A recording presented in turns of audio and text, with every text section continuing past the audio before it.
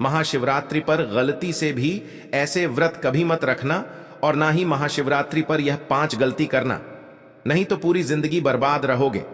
भगवान भोलेनाथ हमेशा हमेशा के लिए रूठ सकते हैं। यह गलती नजरअंदाज बिल्कुल भी ना करें। दोस्तों, महाशिवरात्रि किसी भी शुभ मुहूर्त में पड़े, लेकिन आप ये गलती कभी मत करना। महाशिवरात्रि के दिन खास तौर से व्रत रखते समय इस बात का ध्यान आपको होना चाहिए।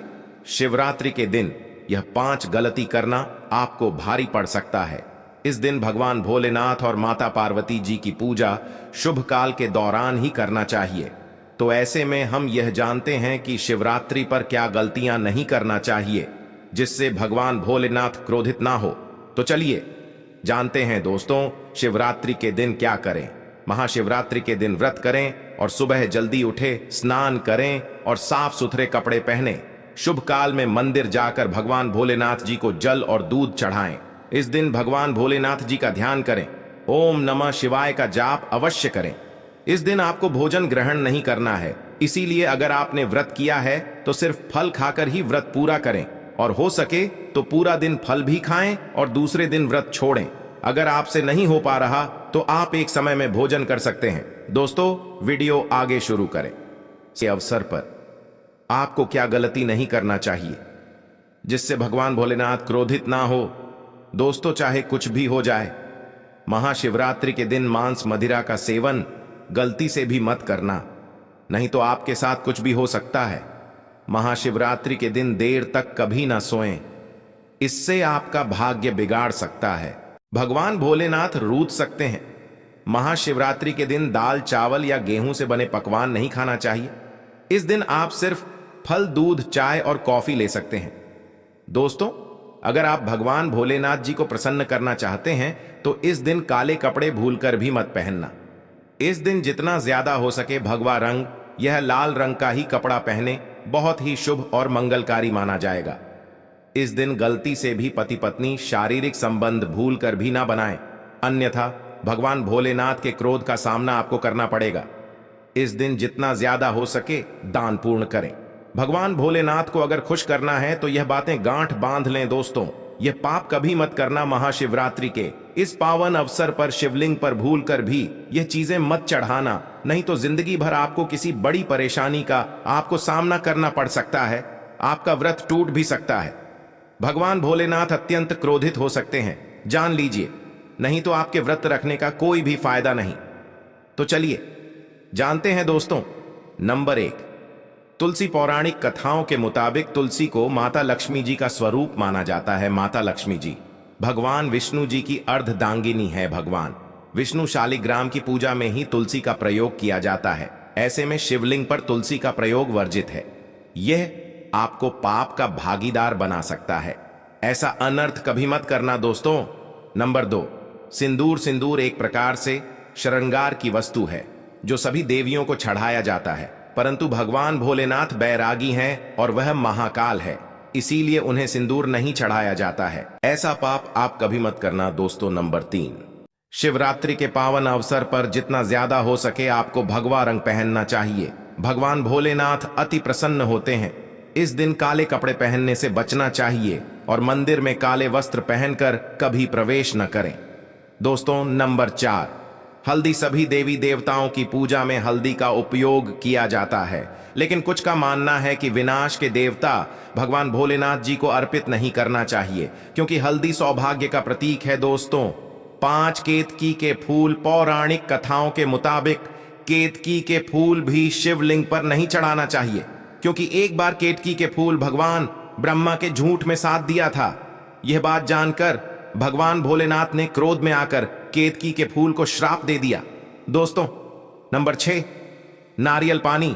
एक पौराणिक मान्यताओं के अनुसार ऐसा कहा जाता है कि शिवलिंग पर नारियल पानी नहीं चढ़ाना चाहिए, क्योंकि यह शुभ नहीं माना जाता। दोस्तों, नंबर 7, शंख जल। भगवान भोलेनाथ ने शंख चूर्ण नाम के असुर का वध किया था। शंख को उसी असुर का प्रतीक माना जाता है जो भगवान विष्णु का भक्त था, इसीलिए विष्णु भगवान की पूजा शंख से होती है, शिव की नहीं। दोस्तों, नंबर 8, तिल।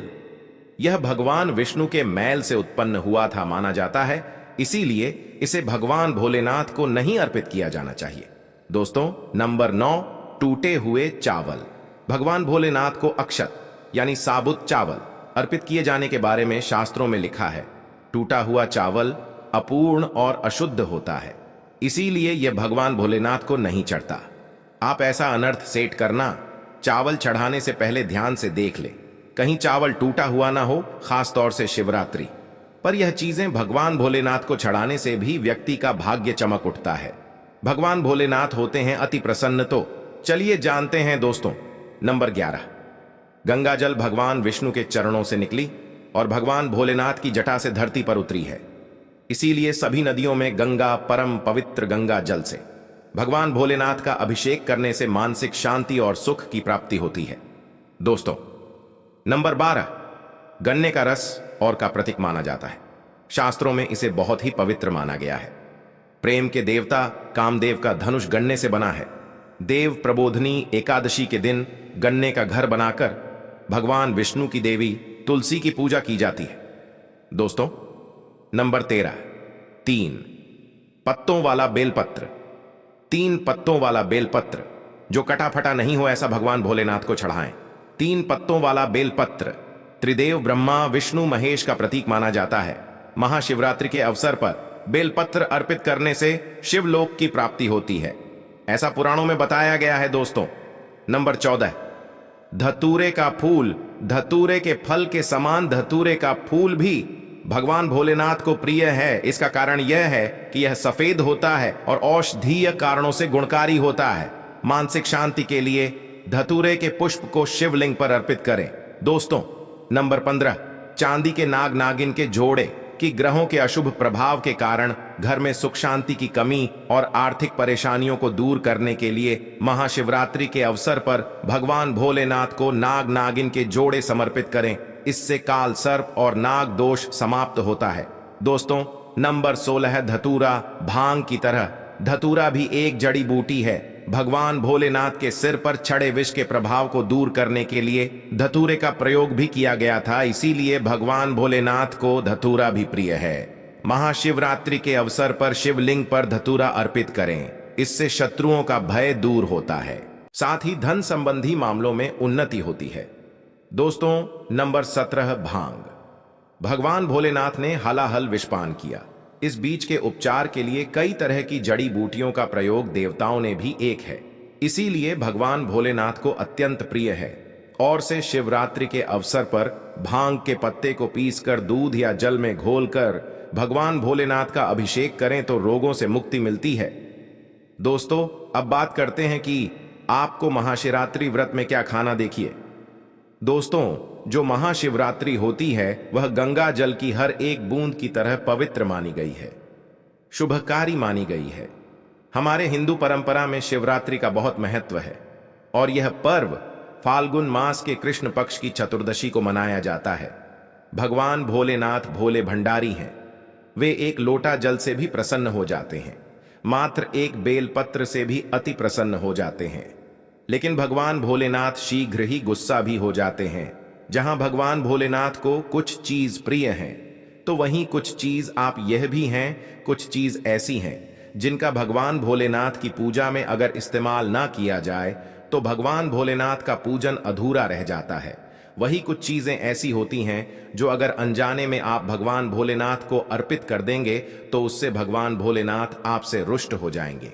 इसलिए भगवान भोलेनाथ की पूजा करते समय कुछ बातों का विशेष ध्यान रखना चाहिए।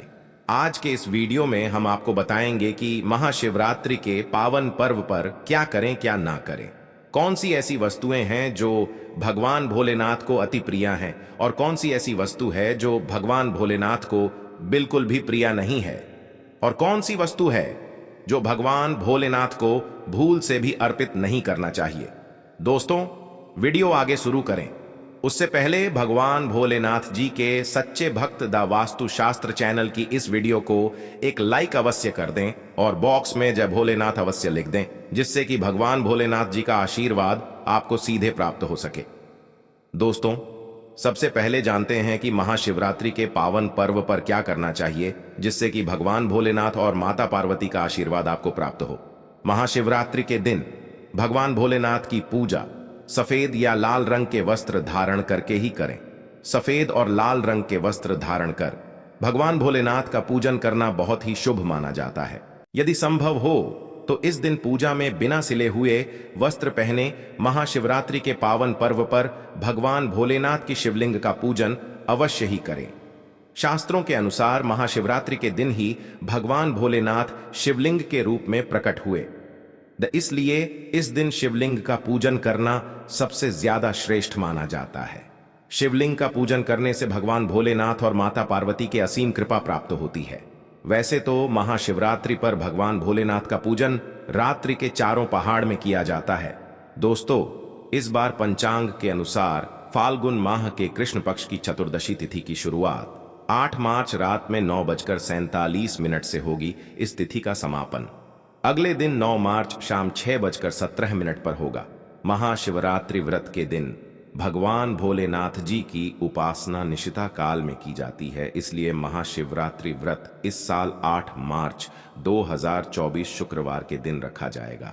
दोस्तों, अब बात करते हैं कि आप लोग किस पहर में कितने समय पूजन कर सकते हैं। प्रथम पहर पूजन समय 8 मार्च को शाम 6:25 से शुरू होगा और समापन रात 9:28 को होगा। दूसरा पहर पूजन समय 8 मार्च को रात 9:28 से शुरू होगा और समापन 9 मार्च को रात 12:31 पर होगा। तीसरे पहर पूजन समय मार्च को रात 12:31 से शुरू होगा और समापन सुबह 3:34 पर होगा। दोस्तों, महाशिवरात्रि का मतलब है भगवान भोलेनाथ का रात्रि के समय पूजन करना। इससे भगवान भोलेनाथ अतिशीघ्र ही प्रसन्न हो जाएंगे और आपको मनचाहा वरदान देंगे। महाशिवरात्रि पर भगवान भोलेनाथ के साथ माता पार्वती जी की पूजा भी अवश्य ही करें। ऐसा करने से आपको भगवान भोलेनाथ के साथ माता पार्वती जी का भी आशीर्वाद प्राप्त होगा। शिवरात्रि के दिन भगवान भोलेनाथ की शिवलिंग पर बेलपत्र अवश्य ही अर्पित करें। बेलपत्र भगवान भोलेनाथ को अति प्रिय है। बेलपत्र के बिना भगवान भोलेनाथ का पूजन अधूरा माना जाता है। बेलपत्र एक पत्ता नहीं माना जाता। एक डांडी में जो 3 पत्ते जुड़े हैं उन्हें बेलपत्र कहा जाता है। एक डांडी में 3 जुड़े हुए बेलपत्र ही शिवलिंग पर अर्पित करें और चंदन से उस पर ओम नमः शिवाय लिख करके अर्पित करें। ऐसा करने से भगवान भोलेनाथ की कृपा प्राप्त होती है। महाशिवरात्रि के दिन भगवान भोलेनाथ को पूजा में अक्षत अर्पित करें। ऐसा करने से आपको भगवान भोलेनाथ जी का आशीर्वाद प्राप्त होगा। इस दिन रात्रि में भगवान भोलेनाथ का जागरण अवश्य करना चाहिए, जिससे आपको महाशिवरात्रि का पूर्ण फल प्राप्त हो सके। महाशिवरात्रि के दिन भगवान भोलेनाथ की पूजा करने से पहले भगवान श्री गणेश, भगवान कार्तिकेय, नंदी जी और माता पार्वती का पूजन अवश्य ही करना चाहिए, नहीं तो आपको पूजा का फल प्राप्त नहीं होगा। इस दिन बैल को हरा चारा अवश्य ही खिलाना चाहिए, क्योंकि बैल को नंदी जी का रूप माना जाता है, जो भगवान भोलेनाथ जी को अत्यधिक प्रिय है। दोस्तों, महाशिवरात्रि पर इन कार्यों को करने से भगवान भोलेनाथ की कृपा प्राप्त होती है।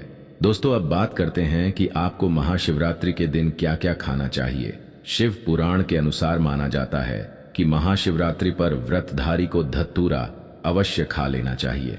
भले ही आप थोड़ा सा खाएं, लेकिन खा जरूर लें, इससे व्रत पूरा हो जाता है। इस दिन भांग खाने से संपूर्ण फलों की प्राप्ति हो जाती है।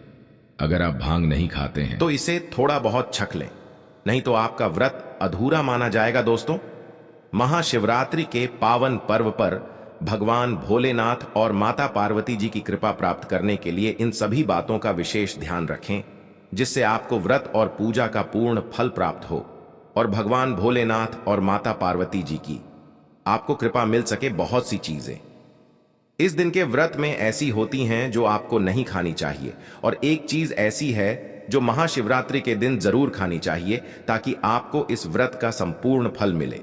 महाशिवरात्रि के दिन बहुत से लोग व्रत रखते हैं। एक बेला उपवास रखकर कई लोग साथ भी भोजन करते हैं। महाशिवरात्रि का व्रत अगर आप रखते हैं तो ध्यान रखें, शरीर में पानी की कमी ना हो, इसके लिए अनार या संतरे के जूस का सेवन कर सकते हैं, लेकिन गन्ने का जूस मत पीजिएगा। महाशिवरात्रि के दिन फलाहार में सेब, संतरा, पपीता, केला, खीरा वगैरह खा सकते हैं।